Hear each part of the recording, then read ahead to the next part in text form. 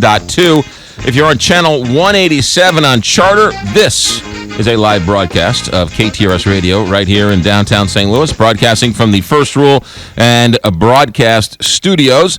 STLtoday.com, go to the Opinion tab. You can also go to KTRS.com, download our app. It works anywhere in the world. And, of course, 550 on your AM dial. There is a op-ed piece in the St. Louis Post-Dispatch written by the former director of the St. Louis Zoo Museum District, Ben Uchitel. Ben, welcome to Big 550 KTRS.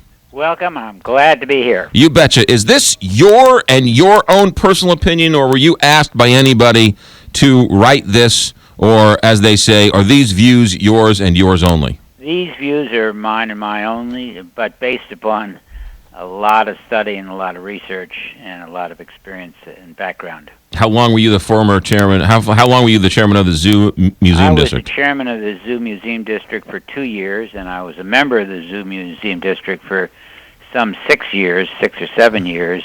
And so I had an opportunity to really see firsthand some of what I think are the inequities and the positives of these institutions. And how long ago were you the mayor of Clayton?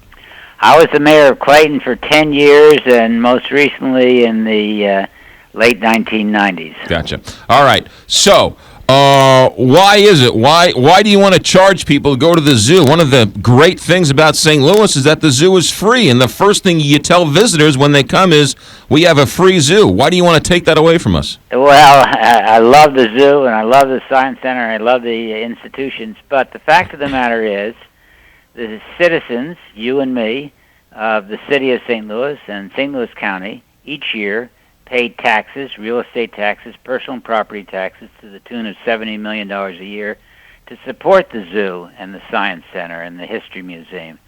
And as a result, we get in free. That was the bargain when the statute was written.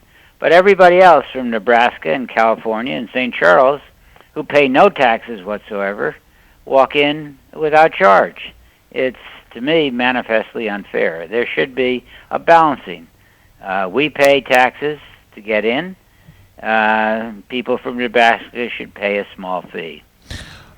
What about the idea that this is sort of St. Louis, Midwestern, welcoming the world, and so the people from Nebraska, you're welcome to come visit our zoo. You're going to spend your money at the hotels and the restaurants and the ball games and everything else, but as a welcoming, our zoo is free to you people. Well, it's a good argument, but I think it's overshadowed by the fact that zoos around the country and science centers around the country have a charge. The Botanical Garden, which is world-class, and makes a small charge to non-city, non-county people, $8 for adults.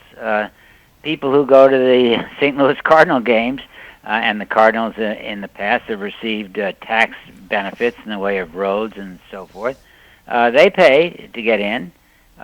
So why not a small charge for the zoo people? And you're talking about very significant money, because over 3 million people visit the zoo, 800,000 plus visit the Science Center. And for the zoo, over 60% of those people who visit are not from the city or the county, so they walk in free.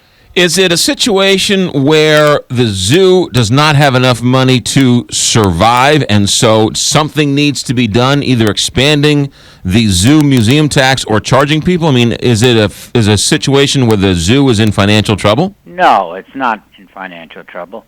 But the amount of taxes collected each year from you and me, residents of the city and the county, is flat, and it can't increase because the rates are at the maximum right now. Whereas the expenses of the zoo and the Science Center and the Art Museum are gradually going up. So you're going to have a disconnect there. In addition, the zoo is taking on a wonderful new challenge with the operations across Oakland. So the need for funds to keep it world-class and keep it nationally famous is obvious. I actually mean this question not as a joke, but as serious, and as a resident of St. Charles County. What about having St. Charles County and Franklin County and St. Clair County and Madison County? Why not have them pay into the Zoo Museum District, since it's a regional treasure? That would be just wonderful. But in order to do that, you'd have to have the good folks of St. Charles County vote to tax themselves to be part of the Zoo Museum District. And the likelihood of that happening, I think, is slim to none, because right now the good folks of St. Charles County can just drive in and get in free. Why pay taxes if they can get in free? Yeah, no, I agree. The zoo is free to me, but not to you. That is correct. We've brought this topic up on the show, Ben, from time to time, and the overwhelming majority of emails, texts, phone calls, when I brought this up a few years ago, thought I was asking for them to donate their firstborn. Telling St. Louisans to give up the free zoo moniker is something that I don't think they want to give up. Well, that kind of remains to be seen. What it would take for each of these four institutions would be an act of the Missouri legislature, a small amendment. And what I'm advocating is that each of these institutions be given the option to charge non-city, non-county people. But we'd have to see. I think, the world changes. This was passed back in 1971 when the great majority of people lived in the city and county of St. Louis. Now, just barely 50% live in St. Louis City and St. Louis County. And folks like yourselves and many, many others live in the surrounding metropolitan area. So 50% of the people of the metropolitan area are paying 100% of the taxes to keep these institutions healthy and alive.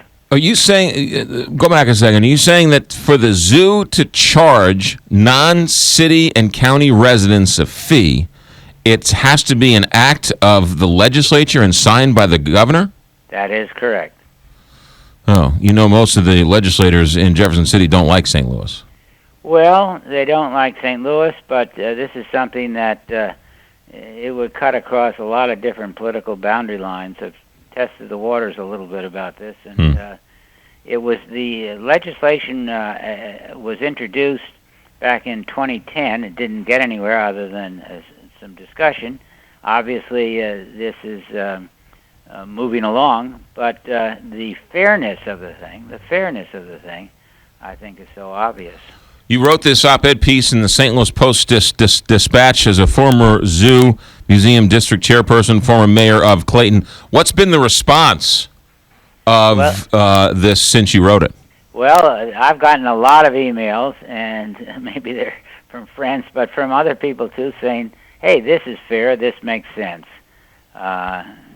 This is the right thing to do. If we're helping to pay, why, I would think somebody from Nebraska or from St. Charles County, like yourself, would not mind paying $8 to help keep the zoo as a great, great institution. I pay, when I go to the zoo, I pay to park. I pay for some of the other venues. I pay to go on to the train. I pay for my popcorn. I pay for my hot dogs. So how free is the zoo anyway? Well, all those things you've just mentioned, and you're from St. Charles County, I'm from St. Louis County. I pay to park. I pay to go to the on the train. I pay for the food. I pay everything, and in addition, I pay taxes. There's a disconnect there. When I go on the Post-Dispatch website, I don't pay for that. That's free. Well, it's free in the sense you pay for charter communications, and you pay, and you see all these ads and the like, but you do pay to access the internet. I would like to see the St. Louis Post-Dispatch actually charge for people to sort of walk in their front door, but that's a whole other story. Right, and that's what the New York Times finally got around to. Right.